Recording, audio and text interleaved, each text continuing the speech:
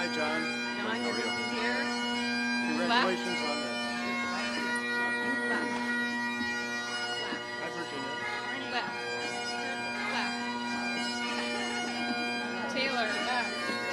Rosencrantz. Gardner, right. Rosencrantz. John. Loud. Crockett. Atkins. And Hoffley.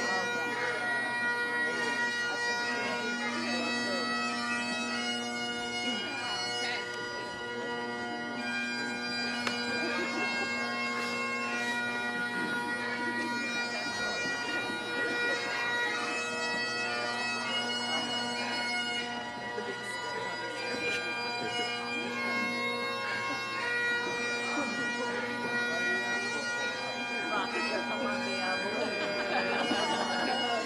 Quick and good. No, but I'll look at it.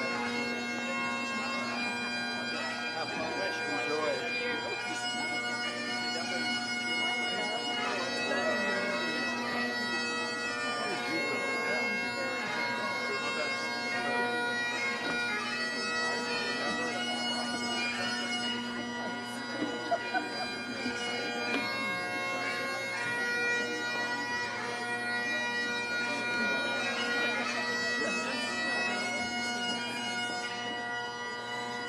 Larry, good morning. How are you? Good. How are you? I have to be an expert on like 30 different wells. Yeah. All the characteristics of it.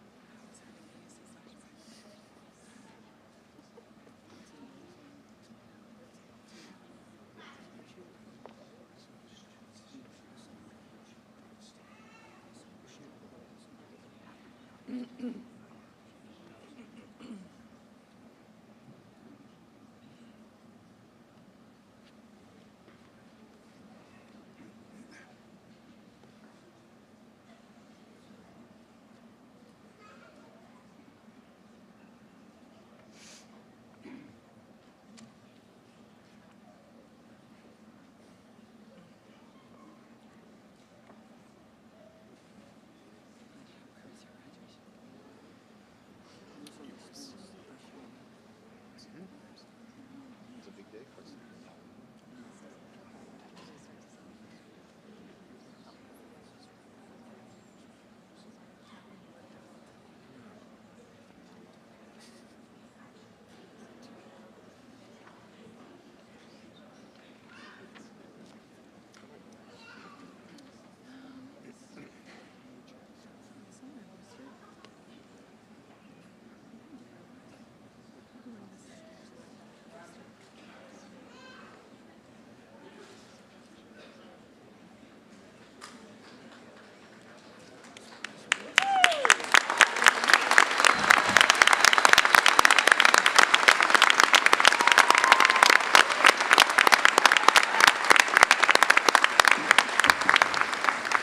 Good morning, everyone. Please be seated.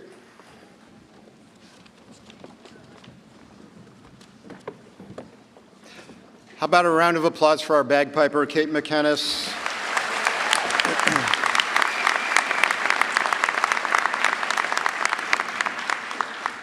She's a Geisel alumni from 2011, so it's great to have her back and share in our ceremony today.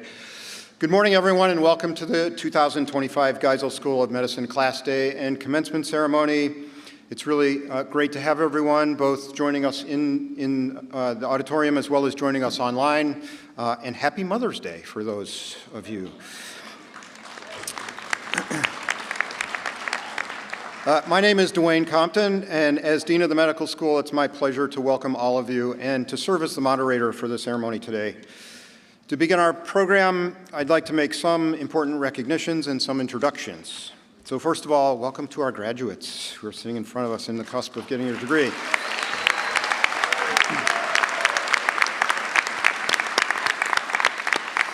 A very warm welcome to all the families and all the friends who are joining us both in person as well as joining us on the live stream online. I'm also really grateful. There's a lot of Geisel and Dartmouth faculty and alumni who are joining us for the ceremony today, so very grateful for them. And let me do a few introductions so you know who's joining me on stage. I'd like to ask you all to stand, and I'll do the introductions as we go. So our invited keynote speaker is Dr. Antonio Novella.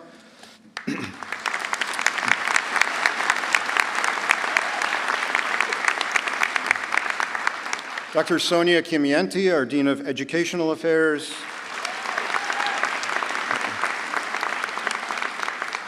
Susan Finnegan, Dartmouth trustee.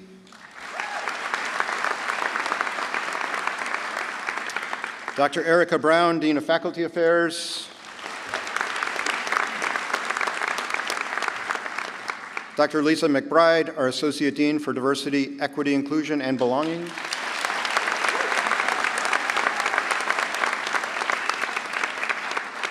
Dr. Kristen Casal, President of the Geisel Alumni Council.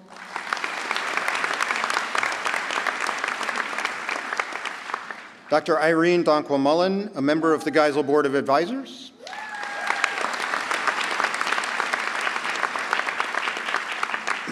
Dr. Tara Cunningham, Associate Dean for Student Life.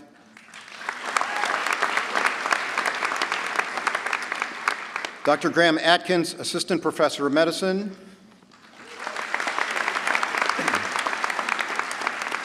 And Dr. Charles Hopley, Assistant Professor of Medicine.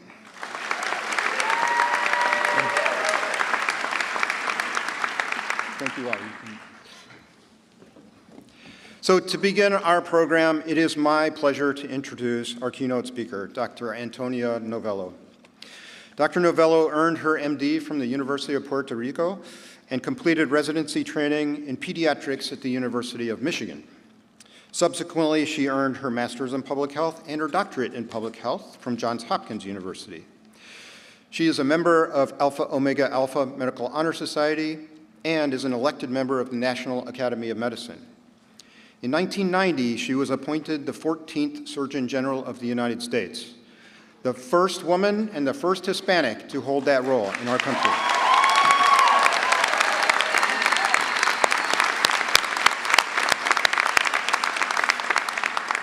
In 2020, she was listed as one of the 100 women of the century in commemoration of the 19th Amendment and one of the 100 American women who changed the world.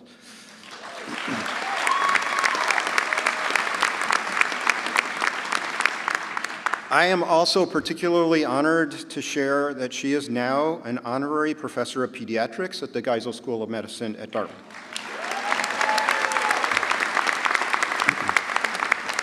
So please join me in welcoming Dr. Novello to the podium.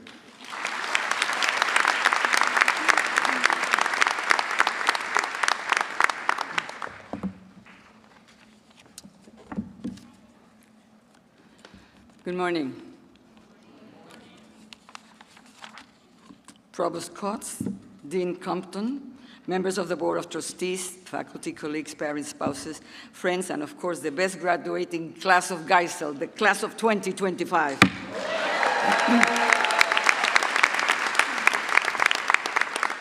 In front of you, you have a speaker that has been a little bit of everything. First and foremost, I am a VIP, a very important Puerto Rican. I have also been the 13th Health Commissioner of the State of New York, and I am the first woman ever Hispanic Surgeon General of this United States of America. Like all of you, I am trying to decide what to do when I grow up.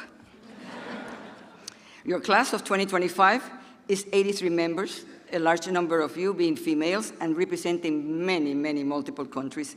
Many of you are graduating with dual degrees, MD, MPH, MD, MBAs. 3 of you are entering the military, 1 Army, 2 Air Force, and you absolutely make me proud.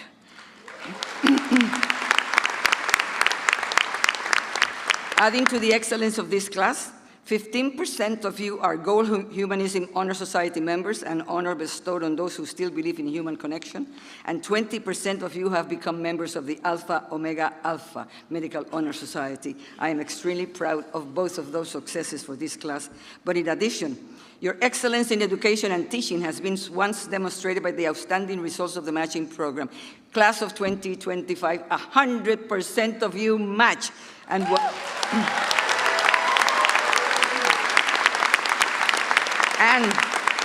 while 27 states capture some of the graduates, California, Massachusetts, and New York, many of you are staying right here in Massachusetts, forgive us, please. Many of you are staying right here in New Hampshire, serving the people that help you grow and helping the people that will help you attain your career goals. What an achievement. While states are losing doctors, you're keeping the ones that you are graduating. That is unique. I'm proud of you.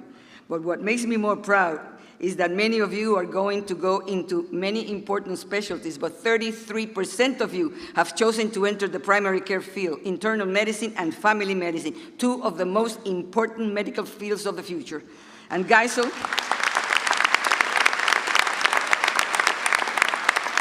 why is that important? Because you have a deep commitment to serve the underserved, whether it's homeless, the migrant workers, and you're advocated for a more inclusive medical education and healthcare delivery. They have integrated the fields of research and services and to identify and address the gaps. You have created pathways for success through mentorship. And today, the first students to earn the medical Spanish pathway of distinction are here with you. All of these accomplishments says a lot about this graduating class and more than anything about Geisel as a medical school. Colleagues, that is why for its diversity, its excellent service to community, it is an honor for me as a woman, as a Hispanic, to join you today in celebrating this School of Medicine commencement ceremony and to share with you the pride in these fine young men and women who will carry your legacy into the future. Your graduating class of 2025. Your graduating class. Your class is a little bit like your Surgeon General.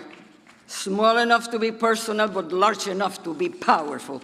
So today, I stand before you to do 3 things. First, to congratulate you, then to counsel you, and then to challenge you. First and foremost, congratulations. Tomorrow, you can start paying your loans. Today, you will embark on the most important journey of your life. By your own choice, you have selected a career in medicine and healthcare to become doctors and scientists. Among those you will serve are the old, the poor, the disabled, the disenfranchised, and the underrepresented, people who by no fault of their own have been kept out of the American system of care. Whatever you choose to do in guiding your future endeavors, your future success will no longer be based on your grades or your MCAT. Those tests only serve to emphasize your past knowledge instead of your future potential. Why? Because as Dr. Struster said, the 21st century will require a different kind of physician because the knowledge base is now close to infinite, and learning facts in medical school is no longer a useful approach to train. I have to tell you as well that your future success, therefore, will be based not only on your accumulated knowledge, but more importantly, on the respect, the care, and the consideration you choose toward those who you will come in contact, be the university president, patients, faculty, and even the janitor.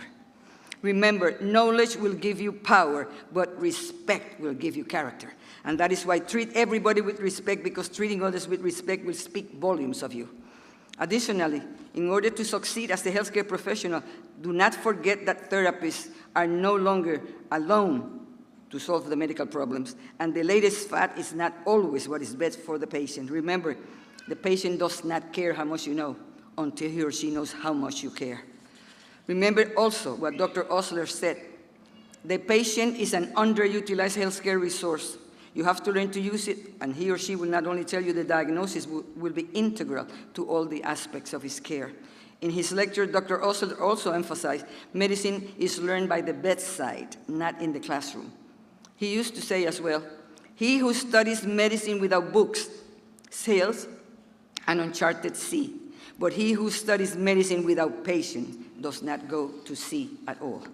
So colleagues, I congratulate you warmly. I urge you to embark upon a lifelong question, caring, but above all of listening to your patients. Never be too busy to listen, because it's the ultimate form of respect any person can have toward their fellow man. So speak less and listen more. You will learn more from your patient by listening than by talking. So equally as important, never, never hesitate to ask questions, even when you are being viewed as unpopular. Above all, when in doubt, remember, why did you choose to come into this career? You are here to look after all of those entrusted in your care, be the homeless, the immigrants, minorities, the rich or the poor. And as a trusted professional, do not ever forget to stand and speak out for when you see injustice and disparities in your life while you're being trained, and more than anything in the lives of your patients. So learn to ask questions.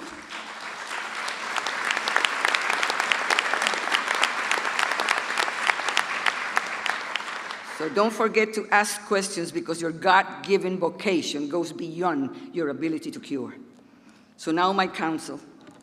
I advise you to set your future goals out there, because if you do not know where you are going, you are already there. What kind of professional will you be? I want you to be known not only for your triumphs, but also for your failures.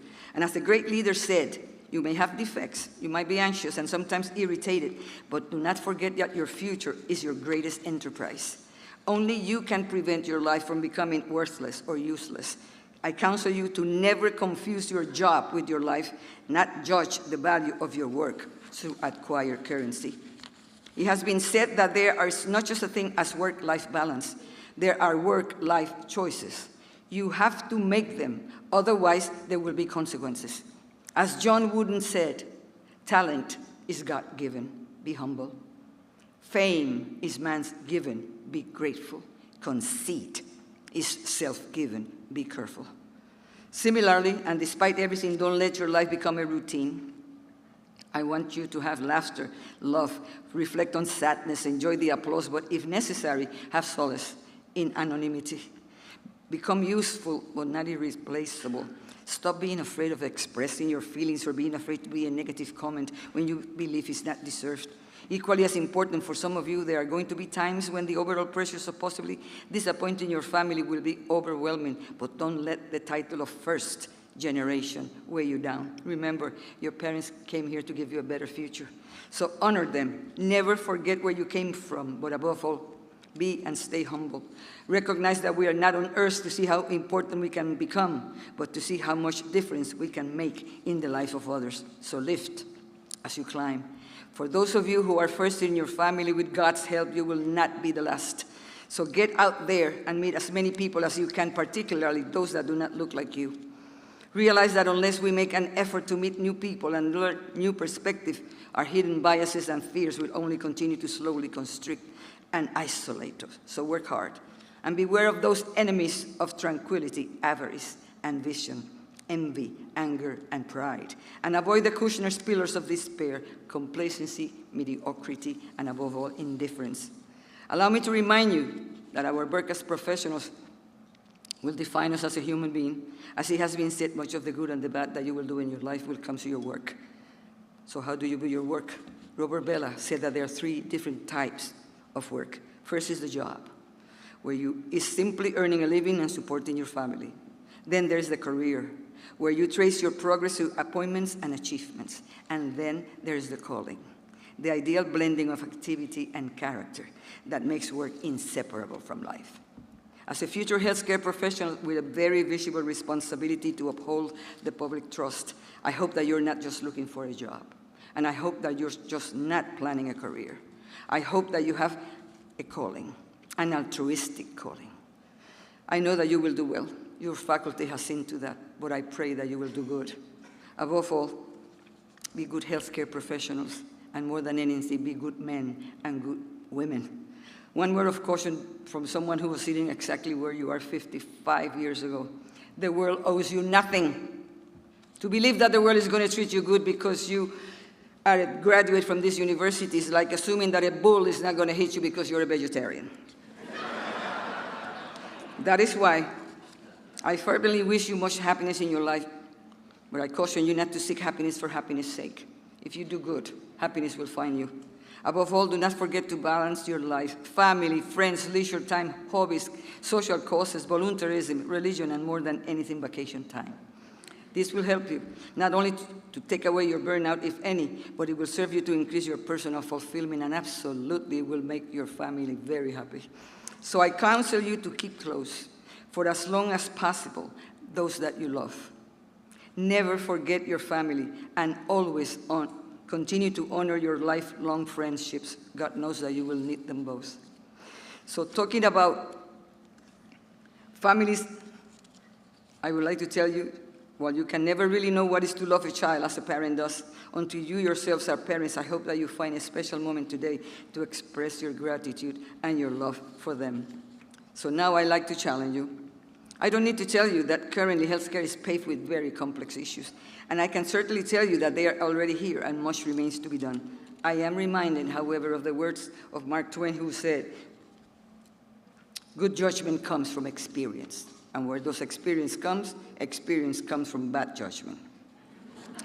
So I can tell you that if we're going to meet some of the nation's complex, current, unexpected, and maybe even unnecessary health challenges, we're going to need a healthy dose of good judgment and in some cases extreme loads of patience. Why? Because we're living exceptionally difficult times for healthcare professionals. Stress and depression have reached staggering levels among physicians, with more than half of the practicing physicians reporting symptoms of burnout or imposter syndrome, sexual harassment, and even bullying. Today, nearly half of the United States physicians would not like to offer the career of medicine to their children. 10% of physicians are leaving before they can retire, and 35% are looking to change their practice. Why? I would like to say the anti-science aggression, the incivility, the insecurity of the healthcare system, and even the new dimensions of moral distress. All of them have had an impact on our professional fulfillment and have contributed to the 49% burnout that was reported in 2024. Similarly, the insecurity of the federal labor force, the lack of grants being reviewed or funded, the removal of funding for certain programs like diversity and inclusion that have been instrumental in the past, the financial deficits found in our universities, added to the inability to stop or influence the changes, not to mention the fear of the unknown. All of them have only added to our paralyzation of our lives. Colleagues, whether we like it or not, the field of science, medicine, and healthcare is changing before our eyes, and I would dare to predict that even you, the new generation of healthcare professionals, will encounter some degrees of negativism as those ones that we and our former colleagues suffer as well. We are all afraid of what is coming next, and worse, we all have doubts of our future. Continuously, I hear people telling me, when is this going to finalize? When are careers going to stop being in danger? And how long will this instability in our lives continue? I believe that today, in order to survive this conundrum, we might have to push healthcare professionals to the limits of their current knowledge, especially in healthcare delivery, so they will learn to recognize not only their own constraints, but those of whom they care as well. Today, healthcare professionals must learn not just how to live, but how to survive and thrive in a world full of ambiguity. I believe that you, the class of 2025, the new generation different from us, has ingrained in your DNA the ability to have less tolerance for abuse, whether physical, verbal, or mental, accompanied by an innate capability to discuss, address, and move into the open whatever is needed to affect change. I believe that you will be able to turn around not too far in the near future some of these negativisms which have only served to diminish our human connection and our self-worth. I believe as well that the single greatest challenge for healthcare professionals today is finding ways to control the pace of change and still make sure that evolving delivery systems and shifting health priorities do not undermine the essential values of our ancient healing and care responsibilities. Ultimately, however, the degree to which healthcare succeeds or fails for patients and physicians during these uncertain times depends on the answer to one very important question, and that is, can we maintain the traditional necessary human qualities of medicine within this increasingly difficult and unknown government structure? I say we can. And if history repeats itself, we say absolutely we will. So colleagues, you're leaving this great school as a different person than when you arrived 4 years ago. You have grown, you have matured, you have learned, and you have achieved so much.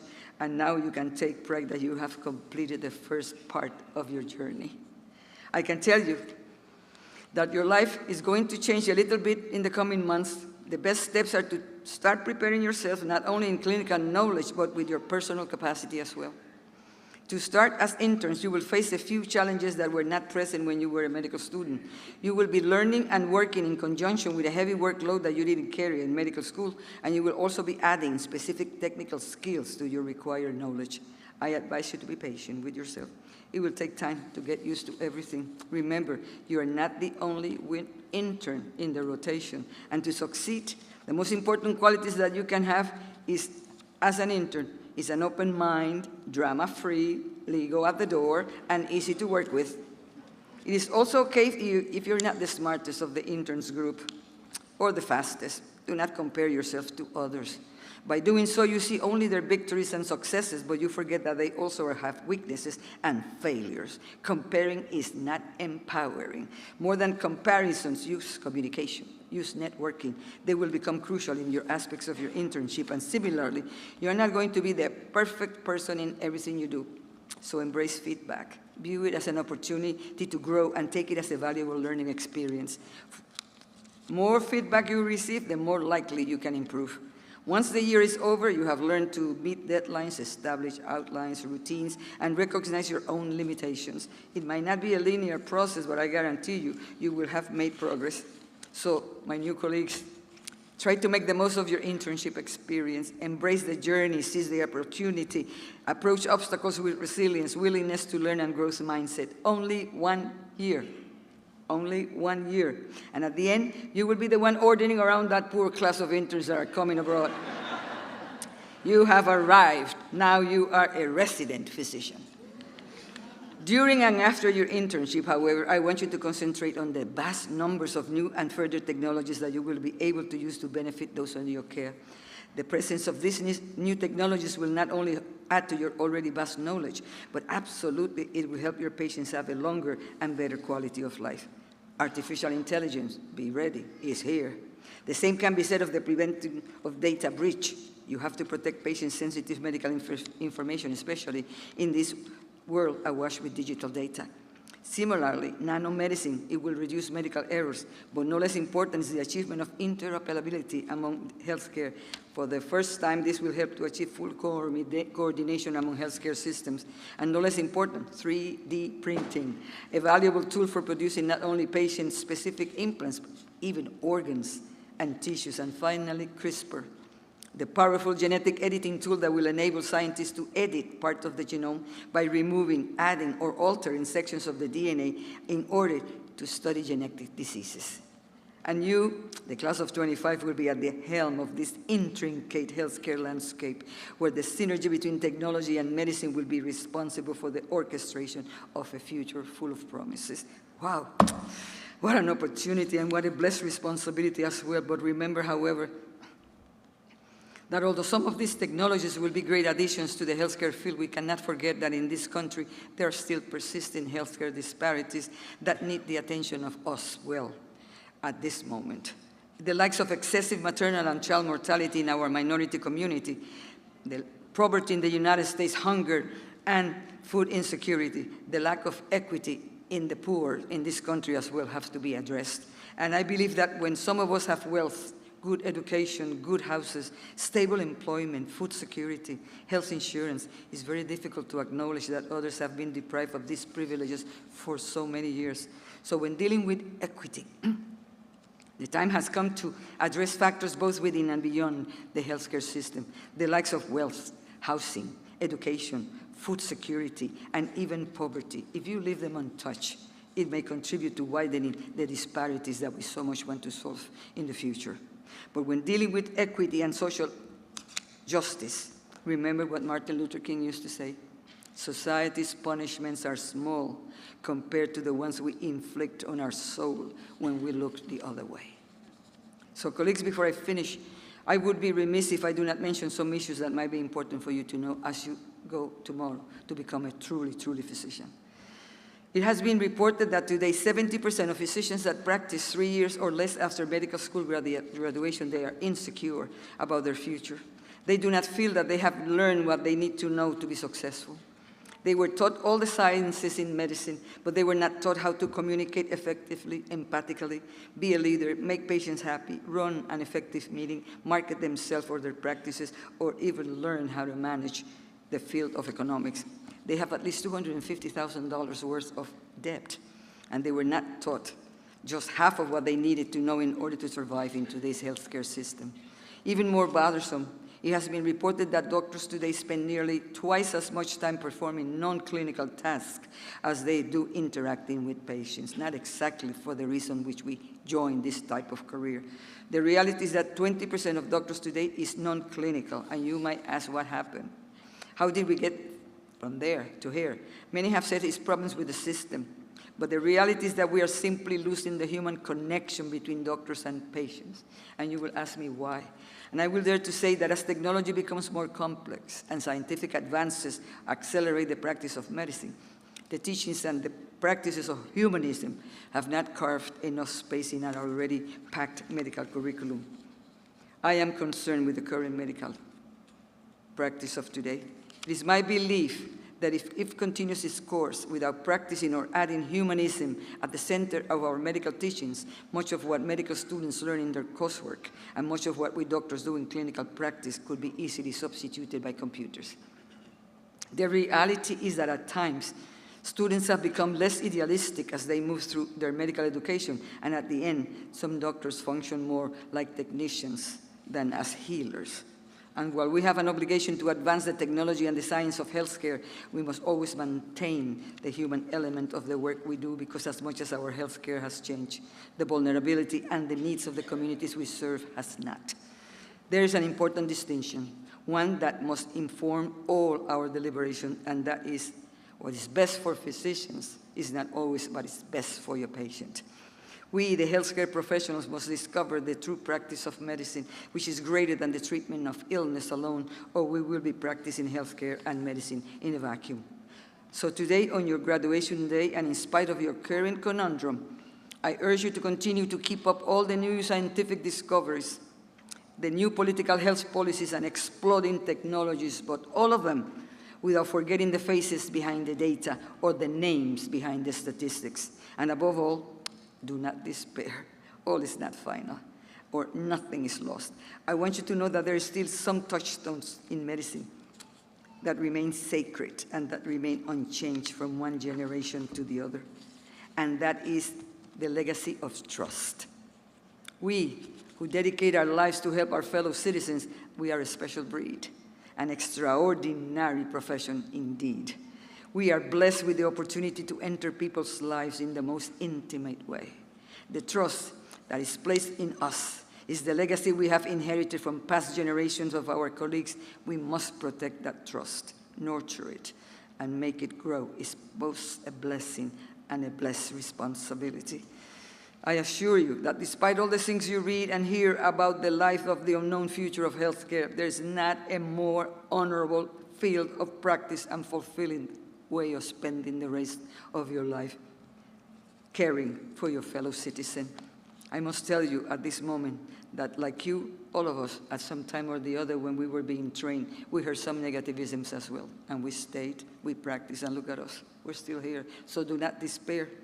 My dear colleagues, although medicine is a forever changing art, and its form is not perfect, by God, is it worth practicing and it's worth living it. And when in doubt, remember what Dr. Osler used to say, the practice of medicine is an art, not a trade, not a business, but a calling in which your heart will be exercised equally as your head. Today, as I look at you and as I was there last night for the presentation of awards, I see that our next generation of clinicians, professors, researchers, communicators, policymakers, administrators, and perhaps even the next Secretary of Health, and even the new Surgeon General. My hope is that after you finish your training, you return to serve the communities that place their hopes on you. You will not only be in charge of the health of those who care for you during your training, but in addition, you will be taking care of those who watch your professional life and care for you when you needed it the most. Geisel 2025, you're more prepared than most of the other graduating classes where I have given this speech in the last 50 years. I see hope and determination that will conquer whatever comes your way. You might be the best prepared, but you're not more prepared than the faculty that got you here. So stand up and give them applause beyond belief to your parents, to your faculty, and to all of those that made this possible. Stand up.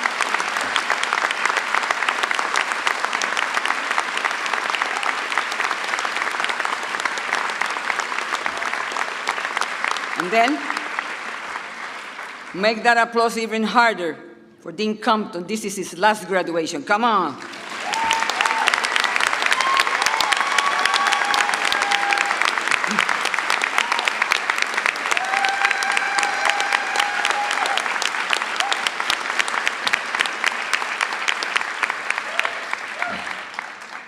My new colleagues, today has been my distinct honor to congratulate you, counsel you, and challenge you. The rest is up to you. But before we leave, would you give me the opportunity to say some of the things taken from great leaders with the hope that you will learn them along the way. Before I begin, remember the only place where success comes before work is in the dictionary. So I would say, learn to remove 5 words from your professional life: ego, envy, anger, ignorance, and fear. They will prevent you from making good and seizing opportunities if they are in your life. Remember as well, we only fear things in proportion to our ignorance of them. So get those 5 out of your life. Number 2, be more concerned with your character than with your reputation, because character is what really you are, and reputation is what others think that you are. Number 3, you will always be replaceable at work, but you would never be replaceable at home. 20 years from now, the only people who will remember you work late will be your children, so be sensitive. Number 4, success is not final. Failure is not fatal. It is courage to continue that counts. It is better to fail in originality than to succeed in imitation. 5, never say more than what is necessary. Listen first, speak second, and learn to say, I don't know. It is better to keep your mouth shut and let people think that you're a fool than to open it and remove all doubts. 6, always make room for your others to shine. Give credit to the others specifically and generously, but above all, support them publicly and frequently. Number 7, under-promise and over-deliver. However, don't ever promise anything that you cannot deliver. Number 8, regardless of what is going on, hang on to your sense of purpose. You will need it to fuel your resilience in tough times, but above all, always take ownership when you mess up. Who you know beats what you know. So make sure that you create and nurture a supportive network of good friends and mentors, because you will need them to navigate personal and professional issues that will come your way.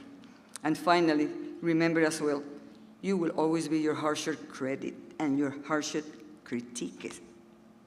But today, enjoy the moment and don't despair. You're braver than you believe, stronger than you seem, and smarter than you think. But above all, never ever allow yourself to be defined by someone else's opinion of you.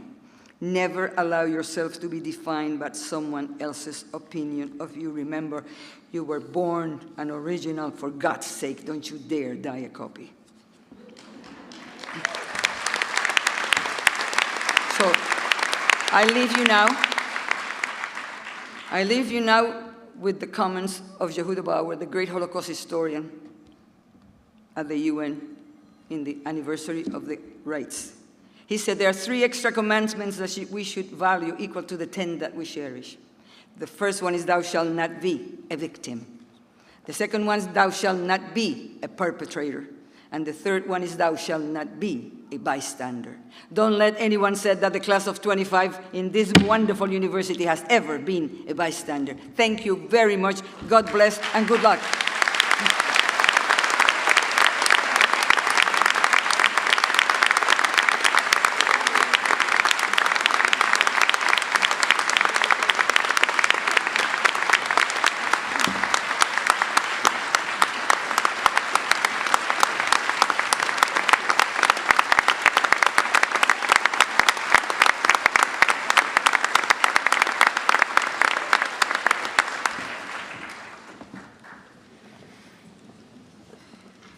Thank you, Dr. Novello, for your comments, your counsel, and your challenge to all of us. So thank you so much.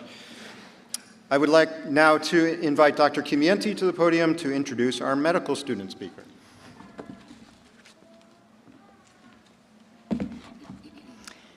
Thank you, Dean Compton.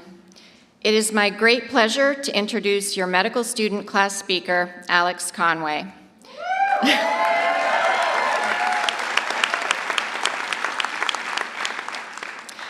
Alex is a selfless student leader who exemplifies someone who leaves a place better than when they came.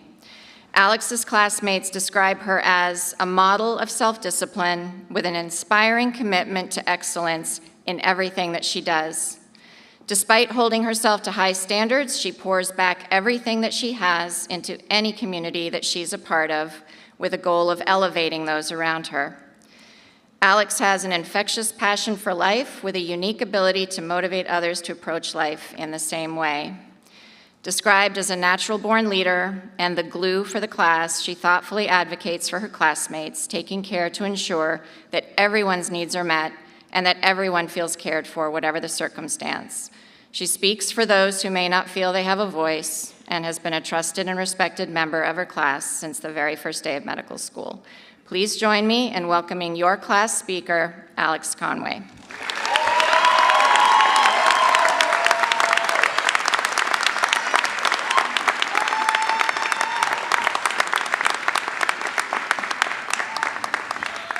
Good morning.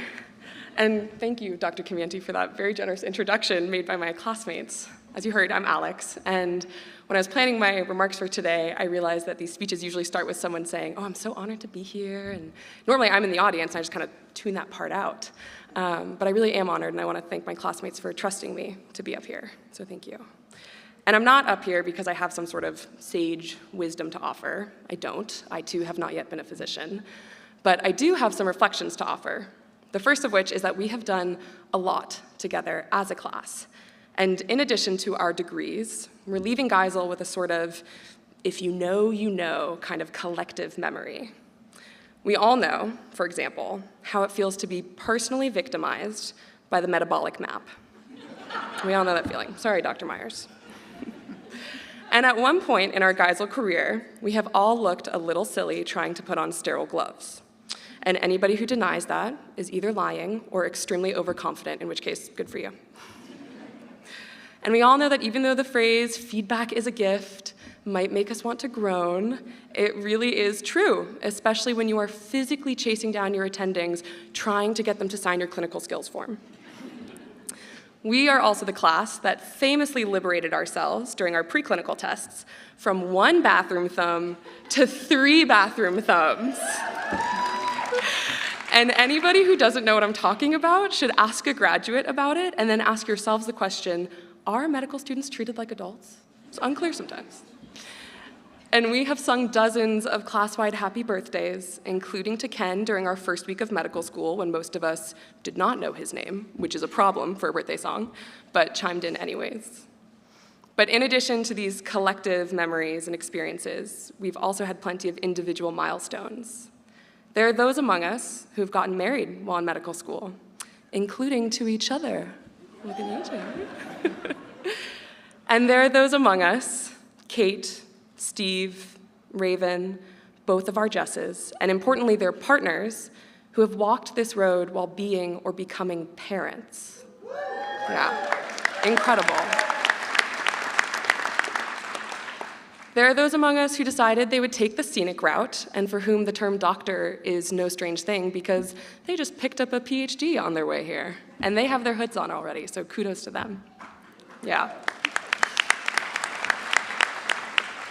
And our classmates have served this community not only as unpaid medical students, but also as EMTs, a pediatric ICU nurse, an emergency department technician, an interpreter, ski school instructors, and even substitute teachers in our public school systems. And the beautiful thing to me about all of these individual milestones is that we as a class have borne witness to them alongside one another.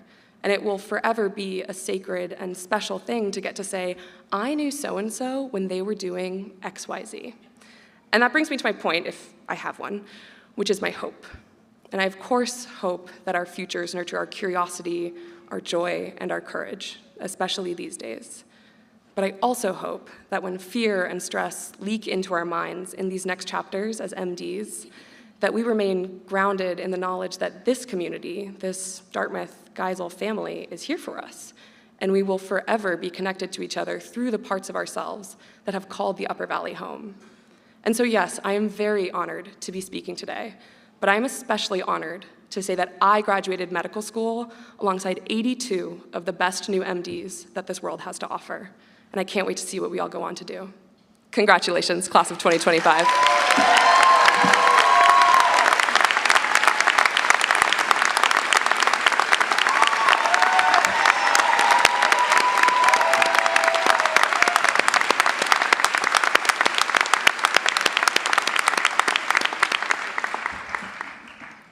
Thank you, Alex. In particular, thank you for hope. Thank you for bringing that message for us today. It is now my great pleasure to officially induct our graduating students into the medical profession as we formally confer onto each student the Doctor of Medicine and present them with their graduate hoods. So the hood is an outward signature of your academic degree, and it will signify your academic rank throughout your entire career. The velvet signifies the degree that you earned, and the satin lining will reflect the school that conferred that degree. So in your case, the satin lining will be green to reflect Dartmouth, and the velvet will also be green to signify the Doctor of Medicine. So earlier this year, the graduating MD class selected 2 distinguished members of our faculty as recipients of the Basic Science Award and the Clinical Science Award. These 2 individuals are Dr. Graham Atkins and Dr. Charles Hopley. They will be sharing the honor of hooding our graduate students today. So I will now ask Dr. Cunningham to come to the podium to present each of our graduating students.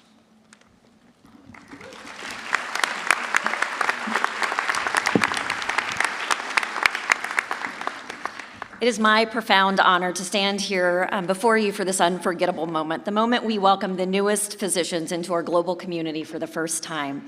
Today, you add 2 small letters to your name, some of you a few more, but they carry the weight of responsibility, dedication, and trust. And as you join this remarkably small group, just realize that you represent 0.5% of the global population. That's fewer than 1 in every 200 individuals in our globe that has this responsibility and trust as a physician. You're now part of that group, not by luck, but by relentless work, sacrifice, resilience, and compassion. You've earned this. To the families, friends, mentors, and supporters in the audience, this moment also belongs to you. So please don't hold back. Let your cheers ring. Let them feel the pride you carry, because today we don't whisper accomplishments. We welcome and celebrate them loudly. I will call each graduate to the stage and announce your name as it's printed in the program, and to offer our congratulations. Are you ready? Is everyone else ready? Yes. Dr. Alexandra Edensworth Conway.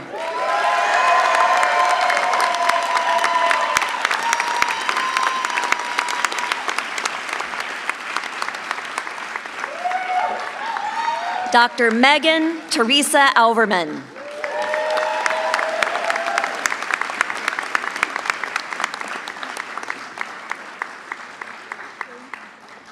Dr. Thomas Alexander Alverman.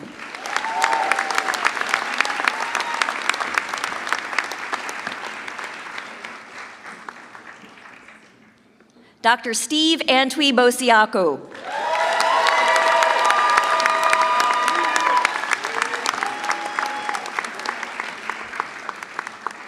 Dr. Eleanor Bartlett Harkins Bond.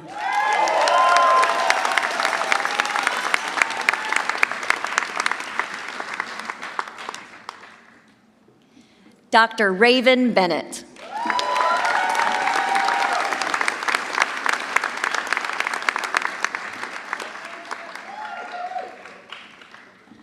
Dr. Charlotte Elizabeth Berry.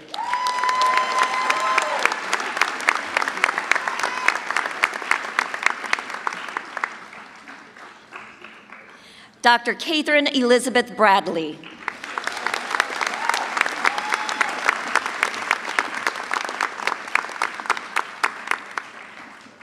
Dr. Connor Justin Bridges.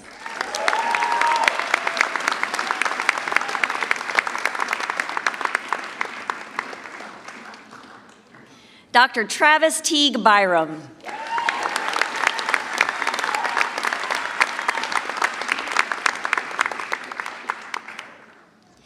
Dr. Rachel Suzanne Chaco.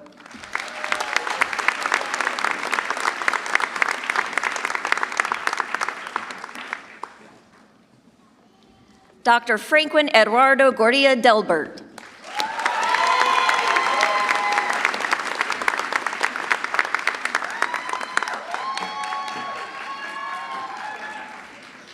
Dr. Tiffany Twisha DeCruz.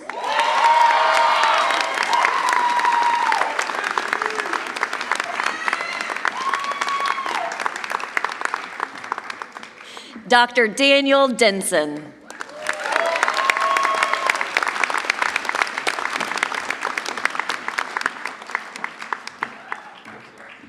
Dr. Ann Dion.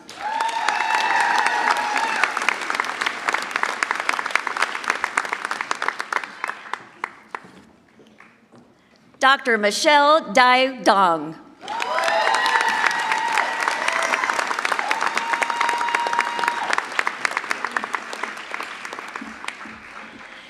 Dr. John Francis Emery.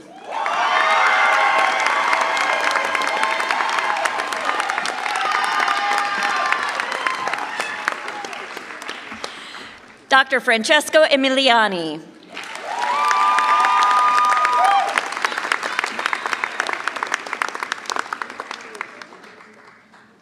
Dr. Jada May English.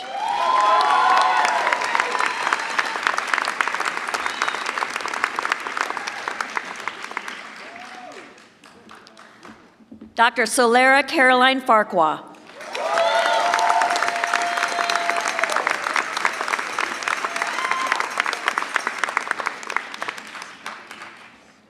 Dr. Justin Brian Fong.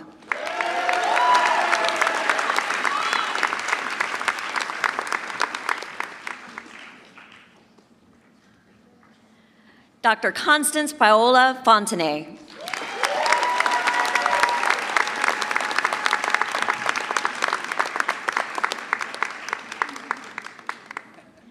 Dr. Nicholas Michael Fuller.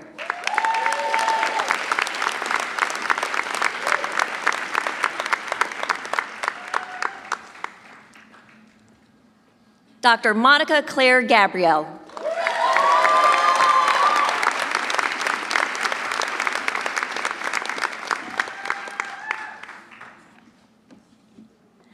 Dr. Maria Cristina Gil Diaz.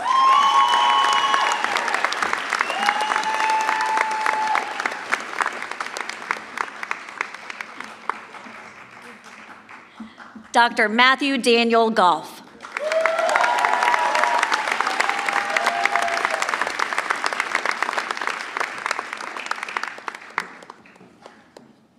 Dr. Julian Gonzalez Amordicki.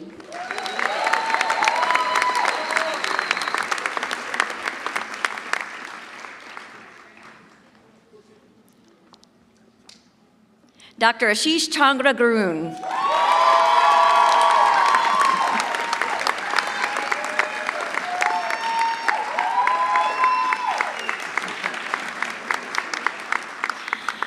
Dr. Adina Hari.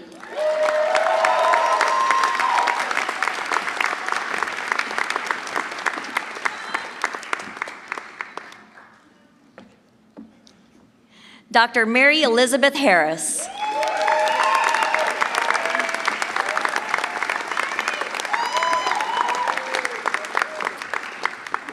Dr. Noah Robert Huizinga.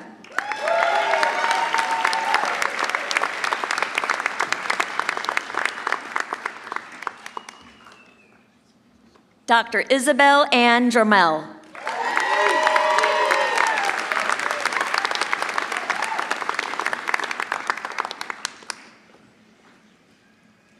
Dr. Soham Ashish Kaili.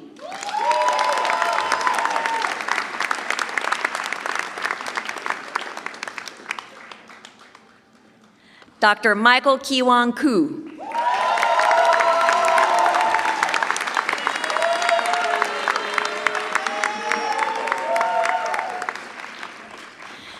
Dr. Daniel Jonathan Kressler.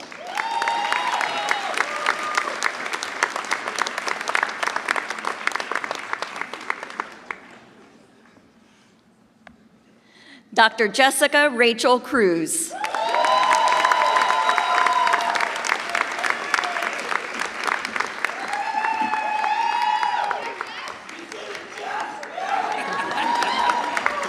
Dr. Elizabeth Aiden Kroll.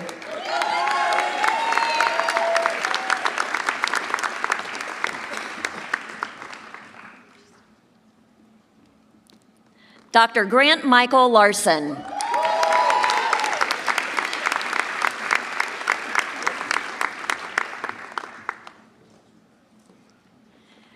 Dr. Tori Erin Lee.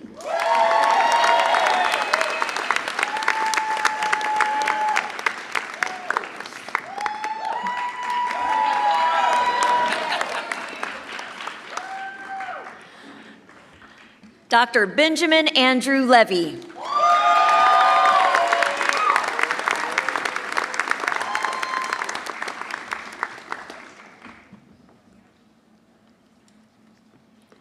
Dr. Shu-Ting Liang.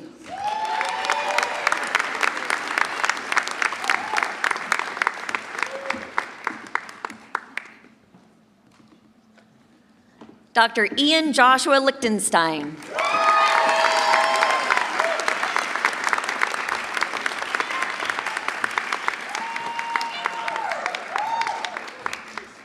Dr. Alice Liu.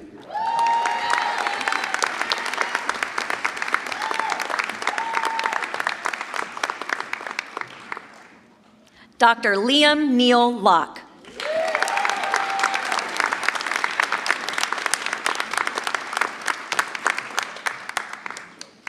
Dr. Yuvraj Jatin Madahashwar.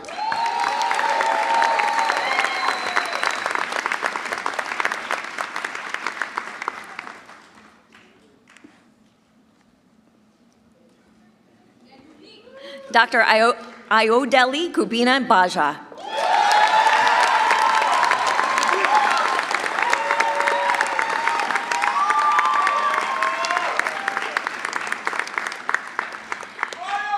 Dr. Grace Roberts Martin.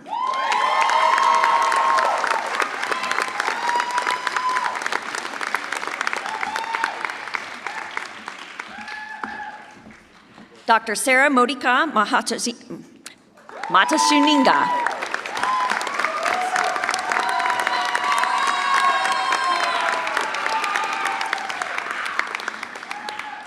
Dr. Timothy McAuliffe.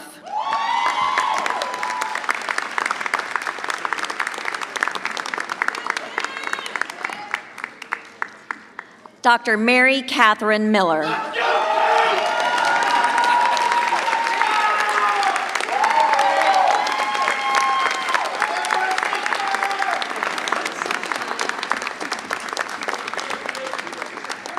Dr. Tamar Moshulishvili.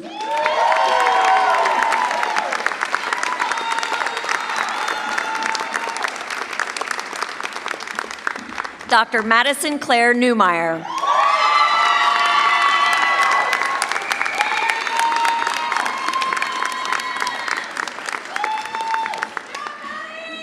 Dr. Jeffrey Ryan Nickel.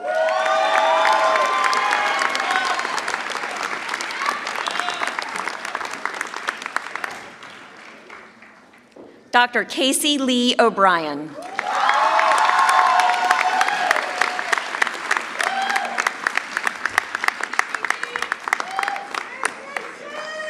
Dr. Soo-Won Park.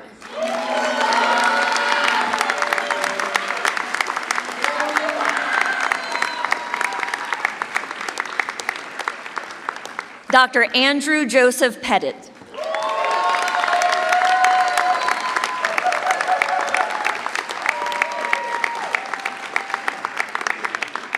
Dr. Sandra Yupepem Potter.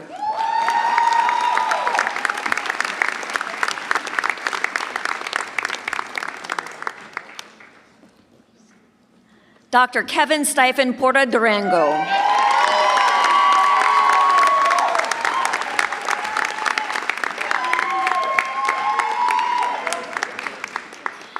Dr. Carly Radican.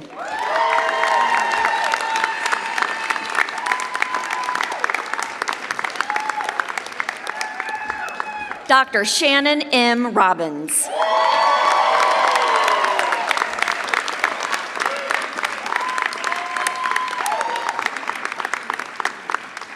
Dr. Victoria Seraphin Rubkin.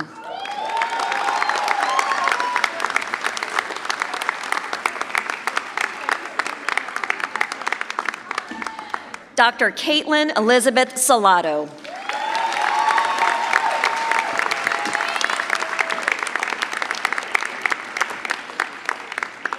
Dr. Adam Schwent.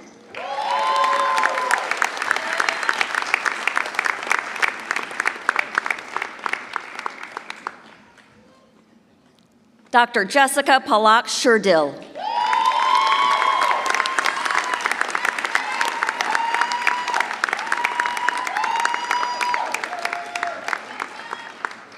Dr. Christina Lizette Sierra Rodriguez.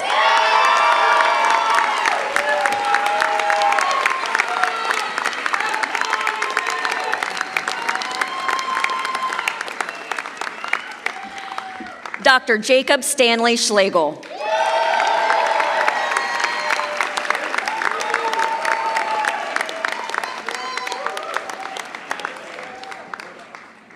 Dr. Ashley Hyeon Sohn.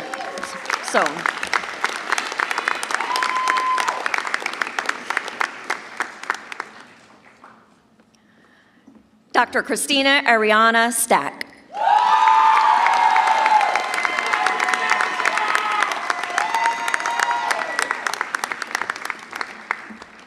Dr. Ernie Tao.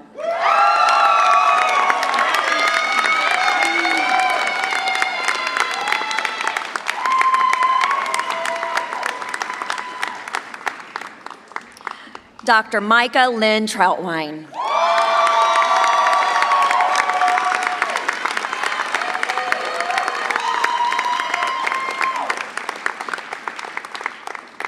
Dr. Swetha P. Tamala.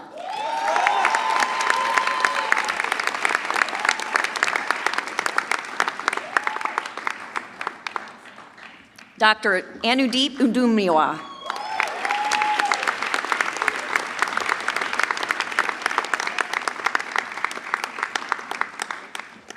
Dr. Araya Vesvaranan.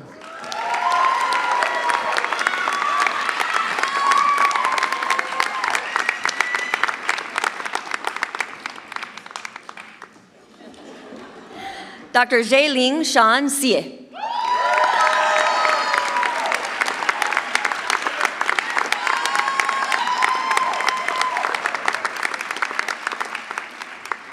Dr. Jane Yang Shu.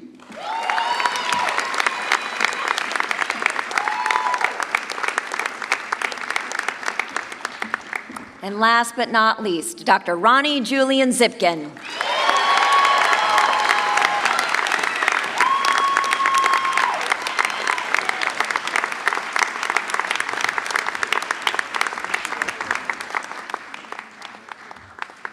One more time, let's give this crowd these students a big round of applause.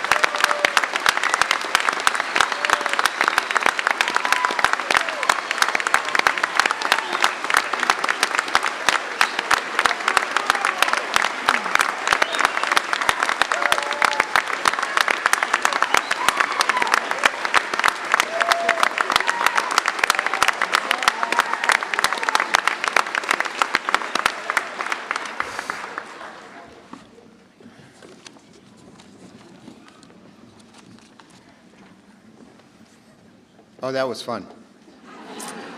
It is now my privilege to bestow the William Mellon Chamberlain Memorial Prize and Dean's Medal to the member of the graduating class who, in the opinion of the faculty, has the best overall record of academic achievement at the Geisel School of Medicine. This year's recipient is Dr. Alexandra Conway.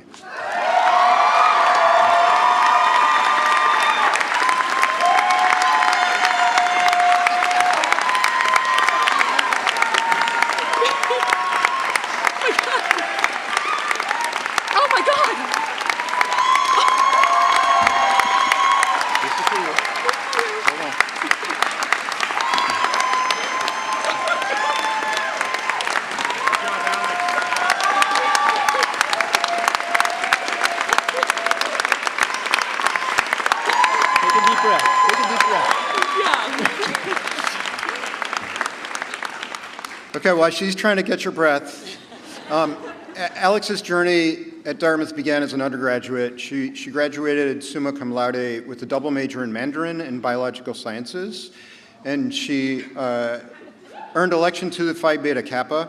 Her academic excellence was matched by a deep community engagement, exemplified by her work at the Dartmouth Student Wellness Center and her receipt of the Hannah Crosdale Award for exceptional contributions to the quality of life of women on campus. She was admitted to Geisel through the Early Assurance Program, and she continued to distinguish herself throughout medical school and was selected at Geisel as a Global Health Scholar and was elected to the Gold Humanism Honor Society and the Alpha Omega Alpha Honor Medical Society. Her excellence has been marked by exceptional performance, professionalism, and a deep compassion for others. And from the very beginning of her training, she stood out for her empathy, her advanced physical exam skills, and very sharp clinical reasoning.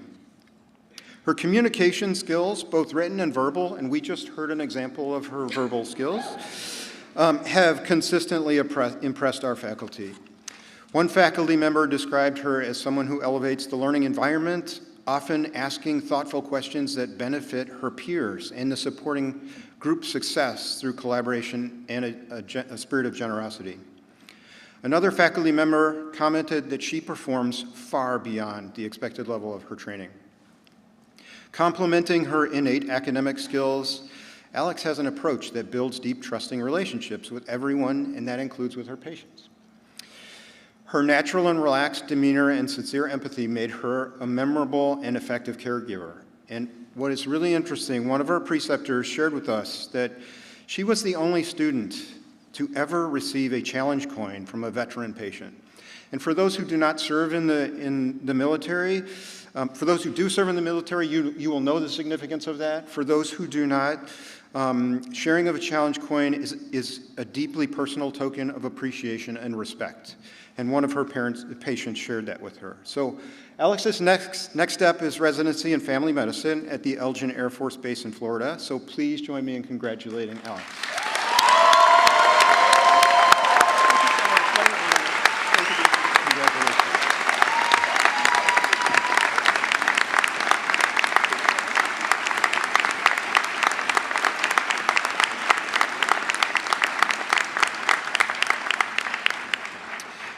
I will now invite Dr. Kimienti to the podium to present the Good Physician Award.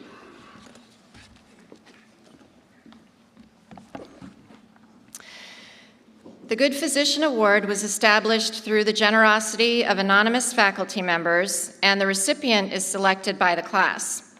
Members of the class are asked to select the person who best exemplifies the personal and intangible qualities of the good physician.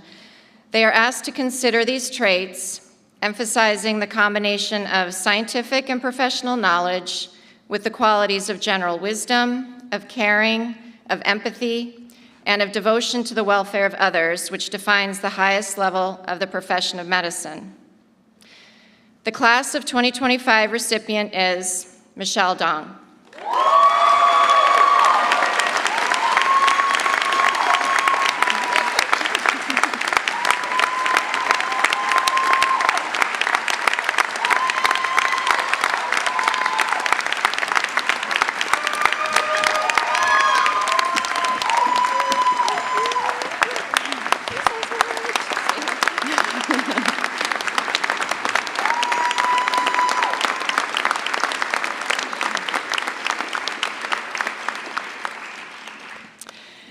Over the past 4 years, I have had the pleasure of getting to know Michelle through her various leadership roles in student government. While I have not had the pleasure and the opportunity to work with her in clinical settings, I have witnessed her compassion, kindness, and thoughtful care for the well-being of the entire student body. Michelle brought a lens of holistic wellness to her leadership roles, approaching each opportunity, idea, and challenge with the goal of improving the student experience. Recognizing that becoming a compassionate and caring physician begins with self-care, Michelle dedicated her leadership voice to creating spaces for her classmates to thrive so they could bring their best selves to the classroom, the clinics, their teams, and their patients. Michelle, it has been a true joy to work with you in your role as Student Government Vice President this past year. I looked forward to our monthly meetings, knowing that at the end of our discussions, I would have learned a pearl of wisdom as part of my own leadership journey. You approached every conversation with thoughtful, deliberate, and respectful care. You sought clarity and understanding. You advocated and explored new ideas. You celebrated your classmates, and you brought attention to areas of need. Earlier, Dr. Novello said, "Speak less, listen more."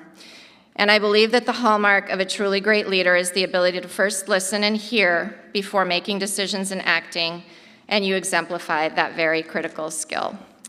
On behalf of Geisel's leadership team, your faculty, staff, and classmates, congratulations, Michelle, on being honored with the Class of 2025 Good Physician Award.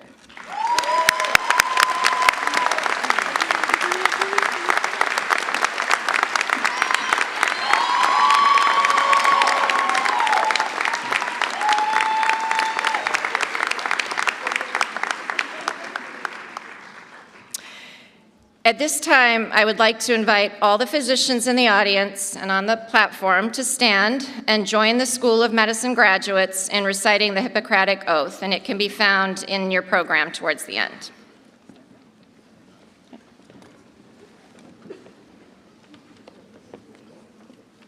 Okay. All right, are we ready? Okay. I do solemnly swear by whatever I hold most sacred, that I will be loyal to the profession of medicine and just and generous to its members, that the regimen I adopt shall be for the benefit of my patients according to my ability and judgment, and not for their hurt or for any wrong, that I will lead my life and practice my art in uprightness and honor, that into whatsoever house I shall enter, it shall be for the good of the sick to the utmost of my power, holding myself far aloof from wrong, from corruption, from the tempting of others to vice, that I will exercise my art solely for the care of my patients, and will give no drug, perform no operation for a harmful intent, even if solicited, far less suggested, that whatsoever I shall see or hear of the lives of my patients, which is not fitting to be spoken, I will keep inviolably secret. These things do I swear, and now, if I will be true to this, may prosperity and good repute be forever mine. The opposite, if I shall prove myself forsworn.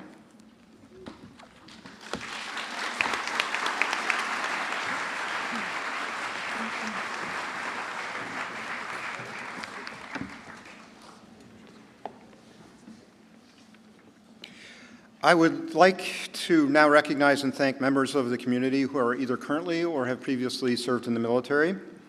In particular, we're here to recognize the following students who are graduating today for their military service: Megan Elverman, Thomas Elverman, and Alexandra Conway.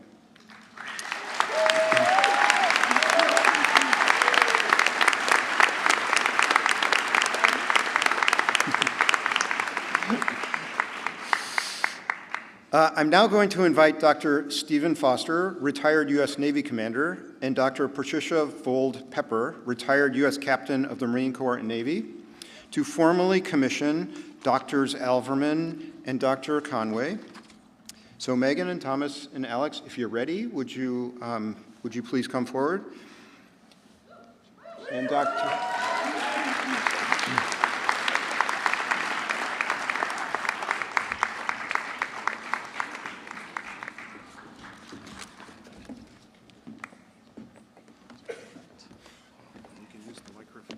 I guess we'll make a, Do it together. we'll do those two together. You want to do her separately? This wasn't really a planned evolution. It's an honor to be asked to do this today, and I will make a quick comment. I actually met these two when they first started. They were part of my coaching group here at Dartmouth, and they were a little bit sheepish when they were becoming a couple, and it was pretty obvious to me before they actually admitted it to me, and I said, guys, there's no restriction against this just because you're in separate services. So we'll go ahead and do this. So, all right, I'll try and remember this.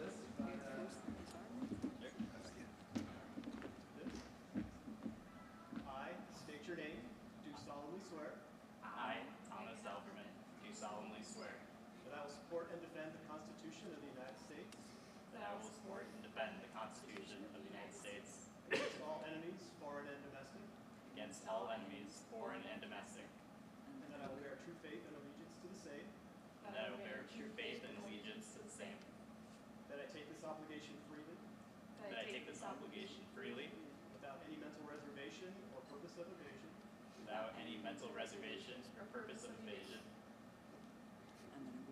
and that I will well and faithfully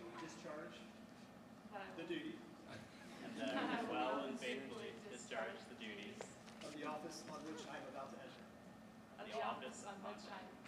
enter. So help me God. Congratulations, Captain.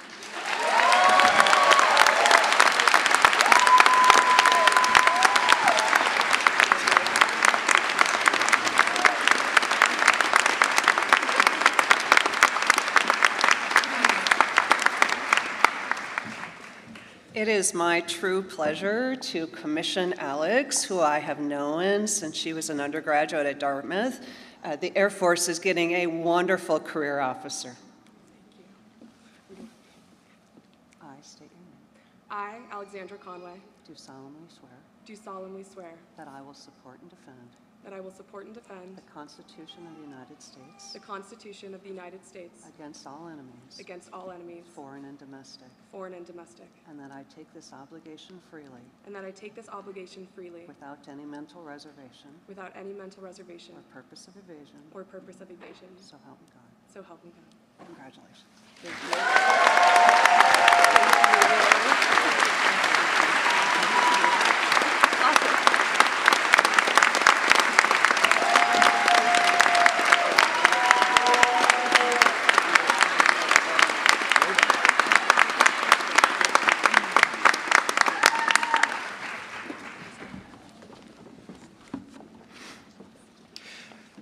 Oh, I'm excited now to welcome Dr. Kristen Geisel. She's a Dartmouth College graduate of 1989 and a Geisel class graduate of 1994.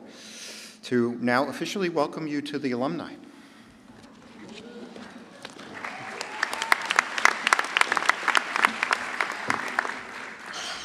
Okay, class of 2025, congratulations.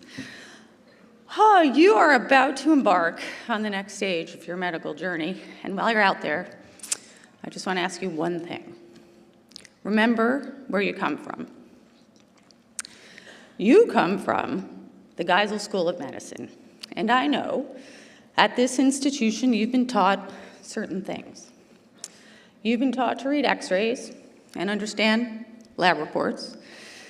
You've memorized lists of differentials and you can figure out complicated clinical problems. But more importantly, I also know you've been taught to be curious and engaged. Curious about what lies beyond the labs and the x-rays, and engaged with the humanity of your patients. That's become totally clear watching you all and hearing about all of the awards that you've been given. When I was in medical school, I must have heard 100 times or more from my favorite faculty member, Joe O'Donnell, you gotta treat the whole patient. I was taught rather than writing a patient off as non-compliant, I should ask, why they weren't taking their medication. And I know you've gotten the same teaching from your mentors, and that's good. Because being engaged and curious is what's going to give you the joy you went to medical school to find. It's what's going to make being a physician a vocation rather than just a job. And it's what's going to keep you from getting burnt out down the road. The next step on your journey, residency, it's tough. It can be a grind or it can be a gift. It depends how you treat it. You'll be tempted to become a task completer, checking things off your long list of things to do. The more efficiently, the better. Get the notes written, get the patients tucked in, be the first one to sign out. It's satisfying to check those boxes, but it won't give you joy. You already know joy comes from knowing your patients on a personal level and taking their medical journey with them, helping them understand their illness, alleviate their anxiety, and make the best decisions about their care.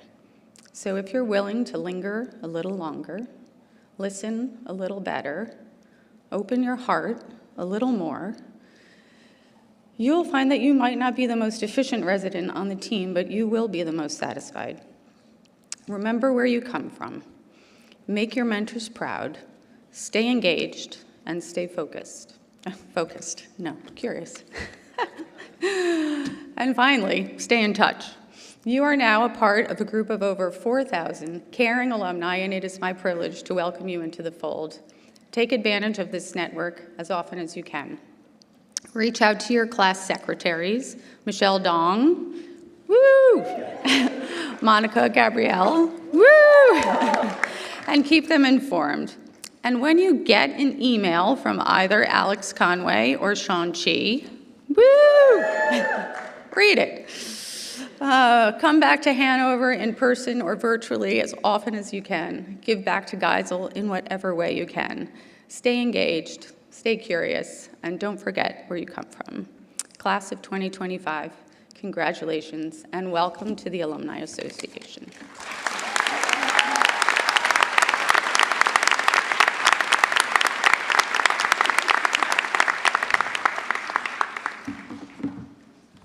Thank you, Dr. Geisel. Congratulations, class of 2025. I want to take this opportunity to start by thanking all of your family and your friends for their support. Many of them are joining us today, either in person or online. Medical school, as you know, is a very intense experience, and you don't get through it without the support of your families and your friends. So in that spirit, I think we owe them our heartfelt thanks and applause. So please join me in thanking everyone.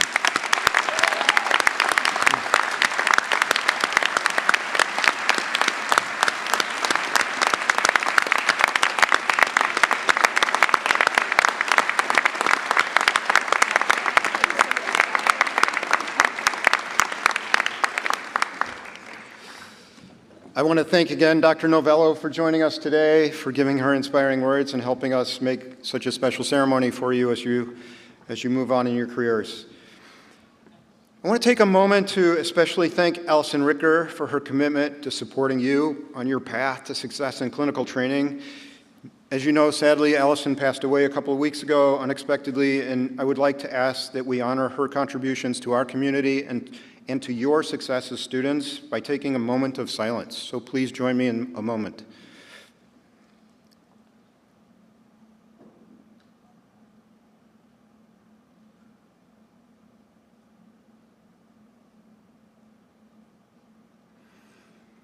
Thank you. I hope that Allison remains in your hearts and minds, and you keep memories of her for her dedication and commitment to helping each of you. She was a really important part of our community. It takes a lot to create a ceremony like this, a beautiful day to celebrate our graduates. It takes a lot. So I would like to recognize the staff from Office of Student Life, from Medical Education, the Communications Office, Registrar, Admissions, Advancement Office, Alumni Relations, all of the staff, all the volunteers that have come together to bring this ceremony together to celebrate your success. So please join me in thanking all of them.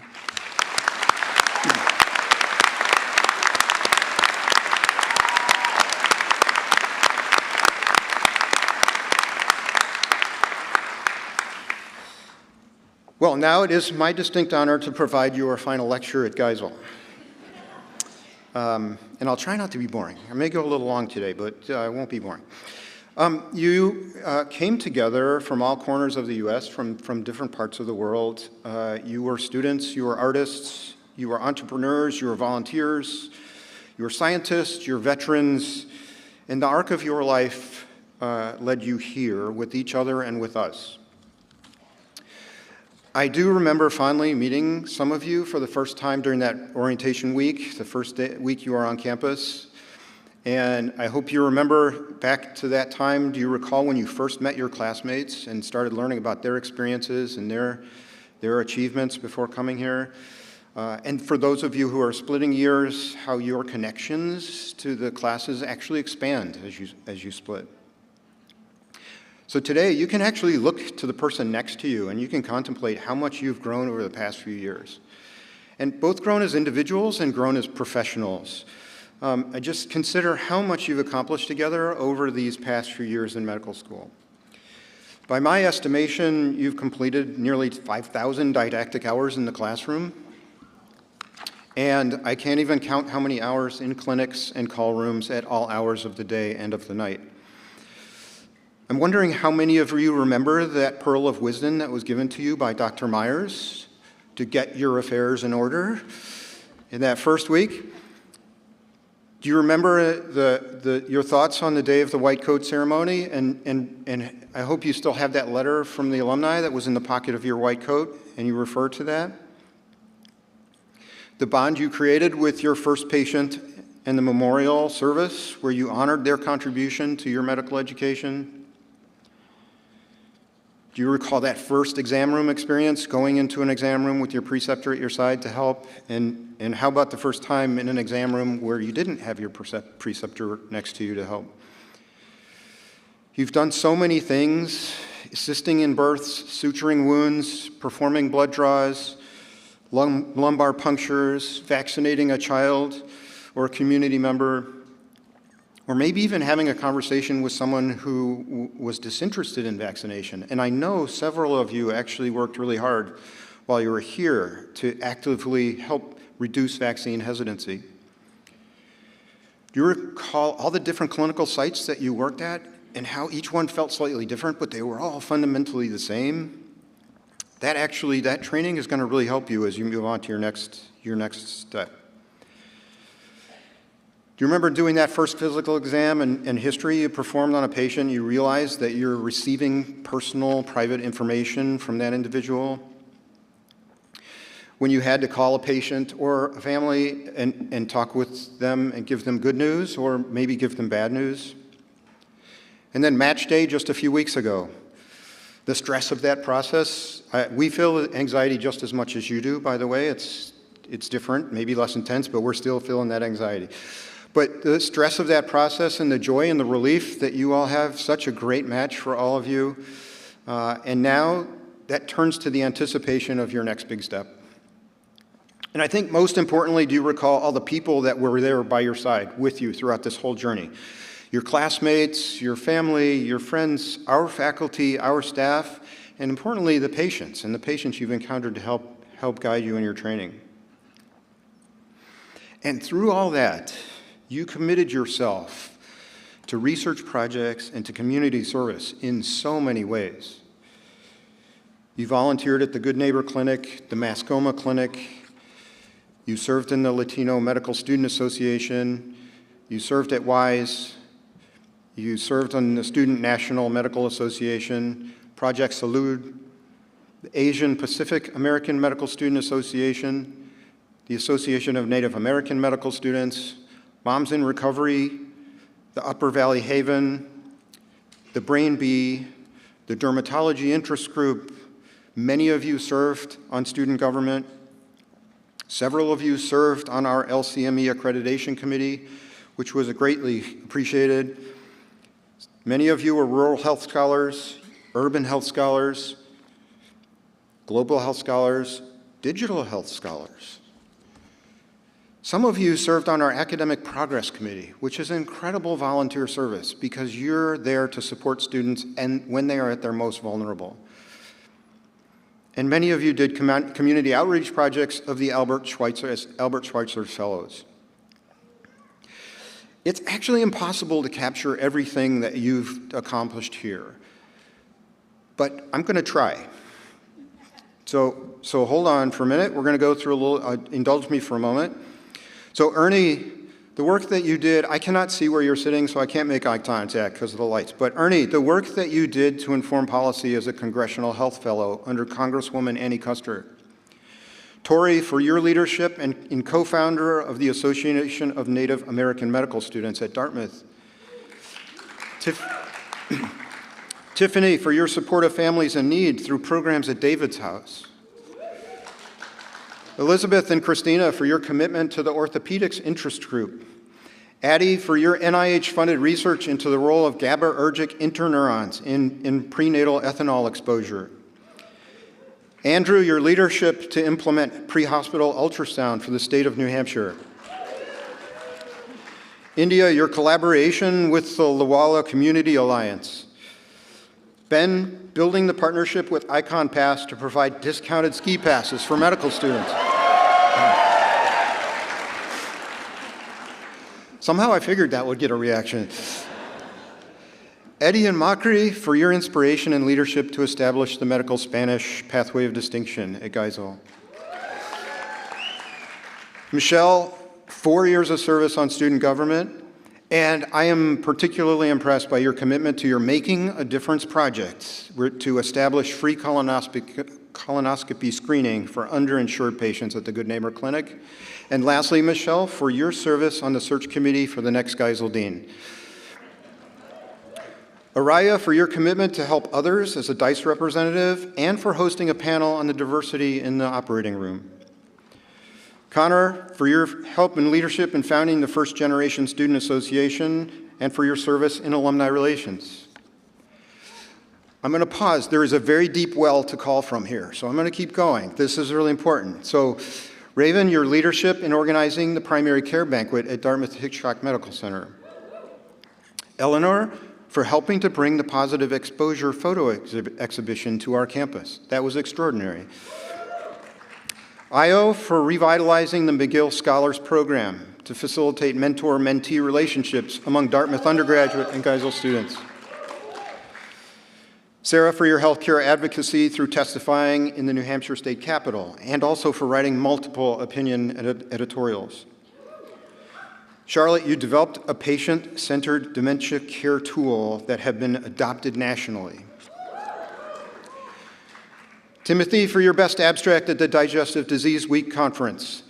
John, for your leadership of the Medical Humanities Interest Group. Francesco, for providing your homemade Italian meals for nearly every single Geisel student.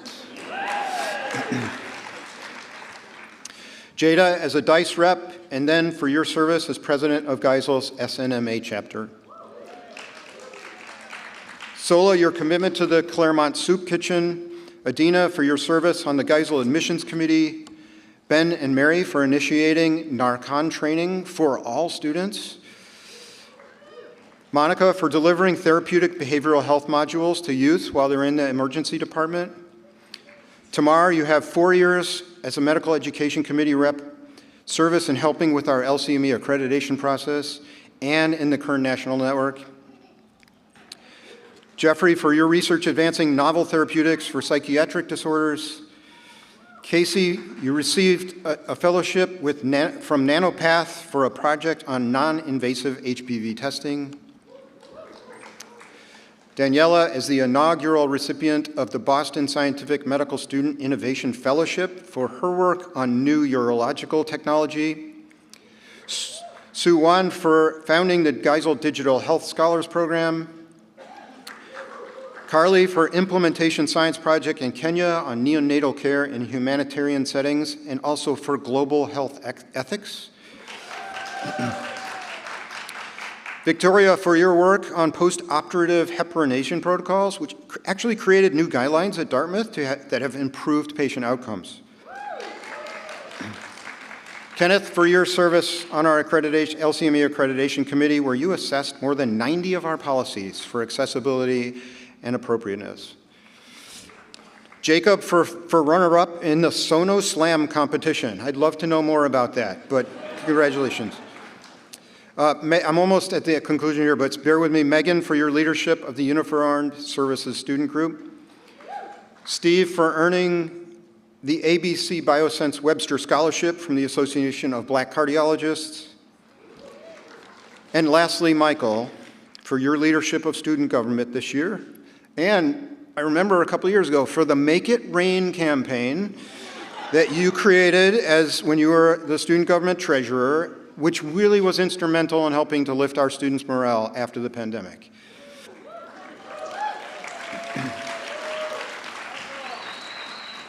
So these are just some of the many examples of the contributions to our school and to our community and to the science and practice of medicine. I do sincerely apologize if I couldn't cite everything that each one of you have done. I am providing these examples so that you know that we see each one of you and what each one of you has done here.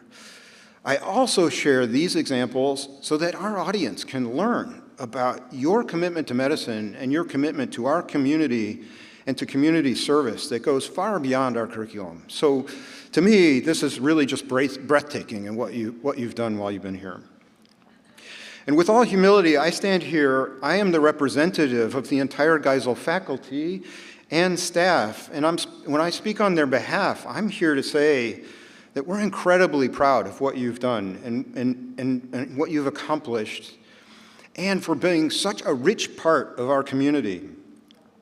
We've been guiding your transformation from an aspiring applicant to a practicing physician, yet at the same time, you are touching us in so many meaningful ways and made such a positive impact on our lives and the lives of people throughout this community and in communities throughout the country and in some cases in other parts of the world. And so for that, I thank you and I admire you. So most of you know that this ceremony marks an important milestone for me, as much as it does for each of you, because this will be my last time presiding over the Geisel graduation ceremony. I'm especially happy to share this day with the graduating class of 2025. A bit of a kinship I have for your class, I'll explain in a moment. So as the saying goes, every ending creates a new beginning, and as you're contemplating the new beginning in front of you, so am I contemplating the new beginning that presents itself before me. I actually have a green field in my gaze that I haven't seen in a long time. And that actually, for me, is fairly liberating and giving me a free sensation that's really refreshing. As I've been reflecting on my next steps, I took some time a few weeks ago and I composed a letter to my 30-year-old self. Ooh, someone said, ooh. My 30-year-old self. So at that time, not too far from where you are in your seats right now, so at that age, I was just finishing my fellowship. I had just accepted a junior faculty position in the biochemistry department at Dartmouth Medical School, which is now Geisel. And in that letter to my 30-year-old self, there are a few points in there that I think may actually resonate with you. And I'll say, I'm going to do three. The third one's probably the most important, so stick with me through this. So here goes.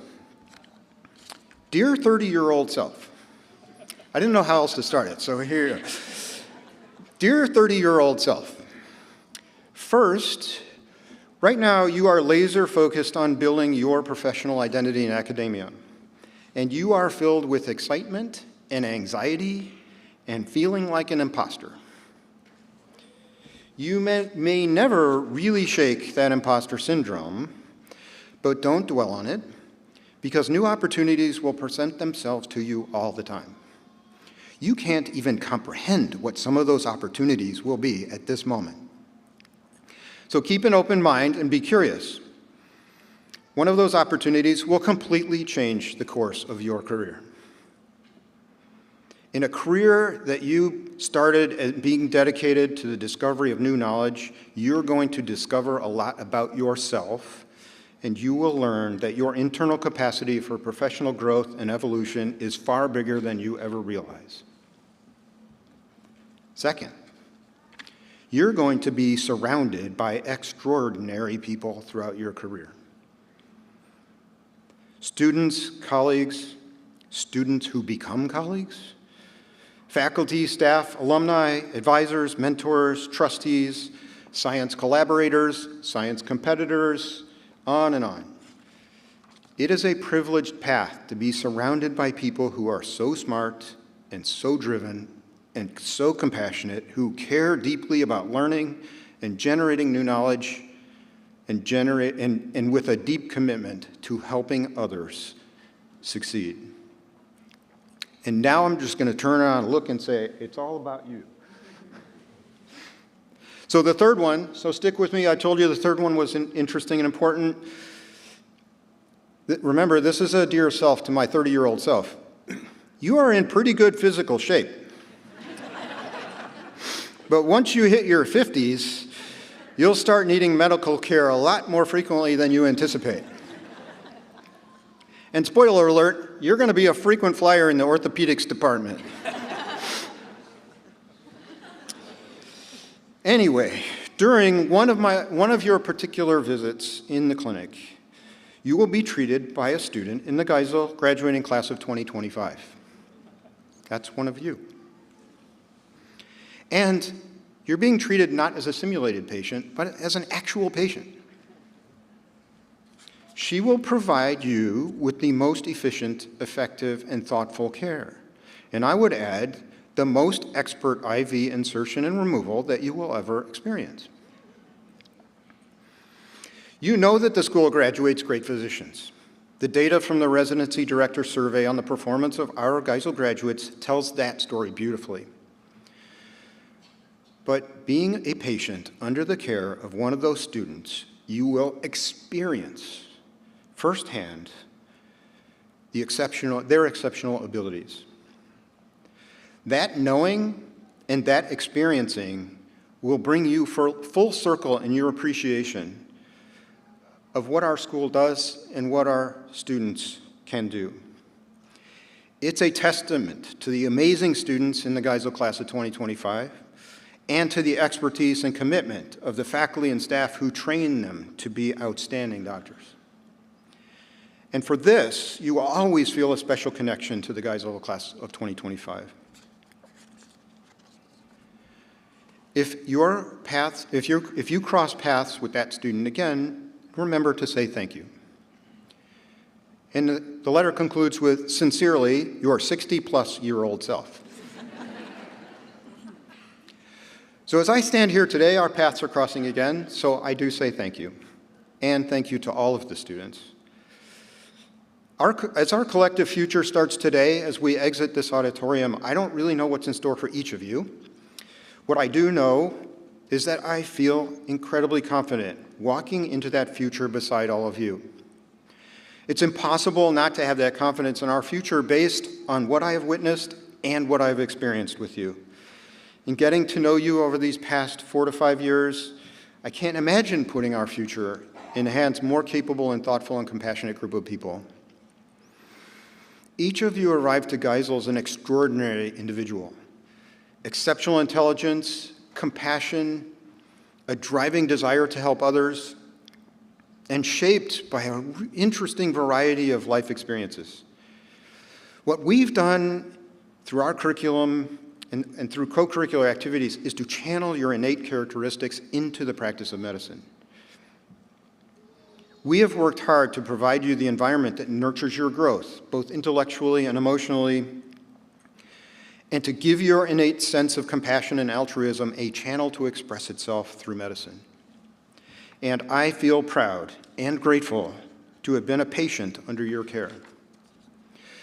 So class of 2025, I conclude this last lecture at Geisel for you by saying on behalf of all the faculty and staff, it has been our distinct pleasure and privilege to work with you and guide you through your medical education.